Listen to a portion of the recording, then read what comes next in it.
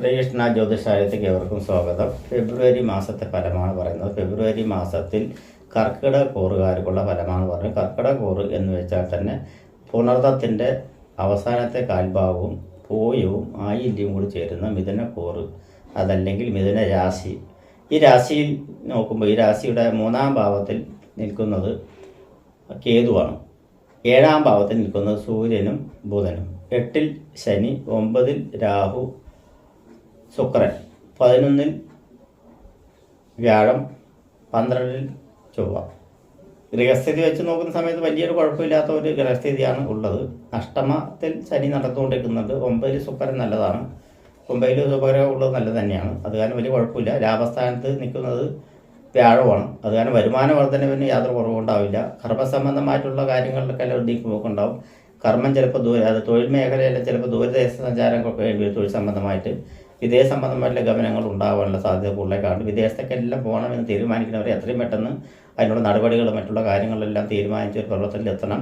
വിദ്യാഭ്യാസപരമായിട്ടുള്ള നല്ല ഗുണാനുഭവങ്ങളുണ്ടാകും. പുനർവിദ്യാഭ്യാസത്തിന് പറ്റിയൊരു സമയമാണ്. അതുകൊണ്ട് വളരെ ഗുണാനുഭവങ്ങളെല്ലാം വിദ്യാഭ്യാസപരമായിട്ടുണ്ടാവും. വിദ്യാഭ്യാസം പകുതി വെച്ച് നിർത്തുന്നവർക്കെല്ലാം പുതിയതായിട്ട് എഴുതിയെടുക്കാൻ പറ്റുന്നൊരു സമയമാണ്. അതുപോലെ തന്നെ പഠിപ്പ് പൂർത്തിയാക്കിയിട്ട് ഇനിയും പഠിക്കണം എന്നുള്ളവർക്ക് വീണ്ടും പഠിക്കാനുള്ള സാഹചര്യങ്ങൾ തീർന്നു വരുന്ന ഒരു സമയം കൂടിയാണ് ഇപ്പോൾ ഉള്ളത്. സഹായസ്ഥാനം വളരെ ഉണ്ടാവും. സഹായസ്ഥാനം, അതുപോലെ ഫ്രണ്ട്ഷിപ്പിൻ്റെ സ്ഥാനം, സഹോദര ബന്ധങ്ങൾ ദൃഢമായിരിക്കും. ഭൂമി സംബന്ധമായിട്ടുള്ള കാര്യങ്ങൾക്കെല്ലാം അനുകൂലപരമായിട്ടുള്ള സമയമാണ് കാണുന്നത്. ഭവന നിർമ്മാണം, വാഹനയോഗം എന്നിവയ്ക്കെല്ലാം വളരെ സാധ്യത കൂടുതലായി കാണുന്നുണ്ട്. അങ്ങനെയുള്ള കാര്യങ്ങളെല്ലാം പ്രവർത്തിക്കുന്നത് പോലെ ദോഷങ്ങളൊന്നും ഉണ്ടാവില്ല. അതിനുള്ള അഭിരുചി ഉണ്ടാവും എന്നാണ് പറയുന്നത്. അതുപോലെ സന്താനങ്ങളുടെ ഐശ്വര്യ അഭിവൃദ്ധി ഉണ്ടാവും. സന്താനങ്ങൾക്ക് വിദ്യാഭ്യാസ ബുദ്ധി, സന്താനങ്ങളെ എങ്ങനെ കൊണ്ട് നടക്കണം എന്നുള്ളതിലും ഒരു നല്ല ഒരു ശ്രദ്ധ കേന്ദ്രീകരിക്കേണ്ട ഒരു സമയം കൂടിയാണ് എന്നുള്ളത്.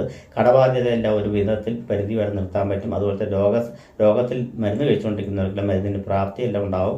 അത് കാരണം തന്നെ ആ ദോഷങ്ങളെല്ലാം മാറി വരുവാനുള്ള സാധ്യതയുണ്ട്. ഉദ്ദിഷ്ട കാര്യം നടക്കാനുള്ള സാധ്യത തീർച്ചയായിട്ടും കാണുന്നുണ്ട്. ഭവനങ്ങൾ പൂർത്തിയായും ഗൃഹപ്രവേശം നടത്തേണ്ട ഒരു സമയം കൂടിയായിട്ടാണ് ഇപ്പോൾ കാണുന്നത്. അങ്ങനെയെല്ലാം ഉണ്ടെങ്കിൽ വന്നിട്ട് ഉടനെ വീട് പണിയെല്ലാം കഴിഞ്ഞ് നടത്താനുള്ള സാഹചര്യം ഇപ്പോൾ ഈ മാസത്തിലെല്ലാം കാണുന്നുണ്ട് എന്നാണ് പറയുന്നത്. മകരമാസം ഏകദേശം ഇപ്പോൾ ആദ്യത്തെ ഒരു ചുവടുവയ്പ്പാണ് എന്ന് പറയാം. ഫെബ്രുവരി പകുതി ആകുമ്പോഴേക്കും മകരമാസം കഴിയാറായി. പിന്നെ കുംഭമാസത്തിൽ ഗൃഹപ്രവേശനം ചെയ്യാൻ പറ്റില്ല. അത് കാരണം മകരമാസത്തിൽ തന്നെ ഗൃഹപ്രവേശനം ചെയ്യുന്നത് വളരെ ഉത്തമമായിരിക്കും എന്നാണ് പറയുന്നത്. അപ്പോൾ അങ്ങനെ ചെയ്യുന്ന വർഷം നല്ല ഗുണാനുഭവങ്ങളെല്ലാം ഉണ്ടാവും എന്നാണ് പറയാം.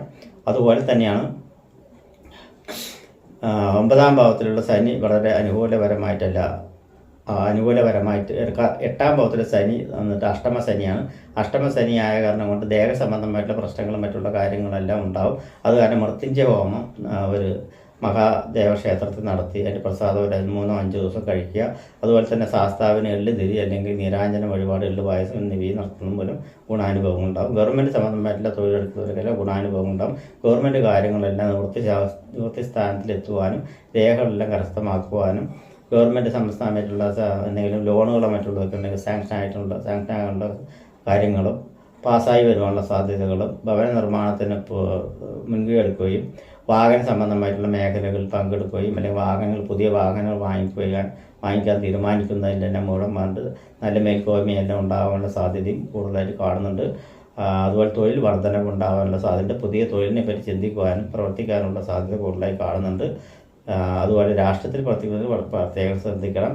അതുപോലെ മെഡിസിൻ സംബന്ധമായിട്ട് മേഖലയിൽ പ്രവർത്തിക്കുന്നവർക്കും അലോപ്പതി സംബന്ധമായിട്ടുള്ള മേഖലയിൽ പ്രവർത്തിക്കുന്നവർക്കും വലിയ കുഴപ്പമില്ലാത്തൊരു സമയമാണ്. ഗവേഷണ സംബന്ധമായിട്ട് മേഖലയിൽ പ്രവർത്തിക്കുന്നവർക്ക് ദോഷമൊന്നുമില്ല. അതുപോലെ സേനാധിപത്യം വഹിക്കുന്ന തൊഴിൽ ചെയ്യുന്നവർക്കും ഉദ്യോഗസ്ഥന്മാർക്കും കുഴപ്പമൊന്നും കാണുന്നില്ല. അതേസമയത്ത് ഗവൺമെൻറ് ലെവലിൽ ജോലി എടുക്കുന്നവർക്കെല്ലാം കുഴപ്പം പിടിച്ചൊരു സമയമാണ്. അത് പ്രത്യേകം ശ്രദ്ധിക്കേണ്ട ഒരു ആവശ്യമുണ്ട് എന്നാണ് പറയുന്നത്. അത്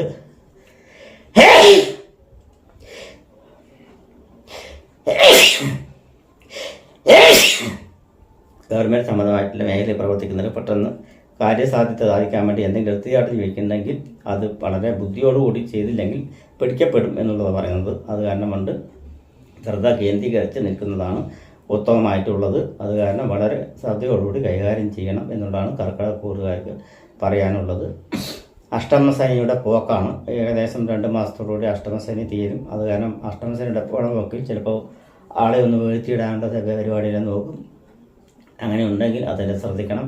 വയസ്സായവരാണെങ്കിൽ വളരെ ശ്രദ്ധിച്ച് നടക്കണം എന്നാണ് പറയുന്നത്. യൗവനക്കാരാണെങ്കിലും നടക്കുമ്പോൾ വീഴാനുള്ള സാധ്യതയുണ്ട്. അതുപോലെ വാഹന സംബന്ധമായിട്ടുള്ളതിലെല്ലാം ശ്രദ്ധിക്കേണ്ട ഒരാവശ്യമുണ്ട് എന്നാണ് പറയുന്നത്. ഞാൻ പറഞ്ഞ മാതിരി മൃത്യുഞ്ജയ ഹോമം നടത്തുന്ന ദോഷങ്ങളെല്ലാം തീർന്നു വരുകയും ആപത്തിൽ നിന്ന് രക്ഷപ്പെടാനുള്ള ഇതെല്ലാം ഉണ്ടാവും എന്ന് തന്നെ പറയാം.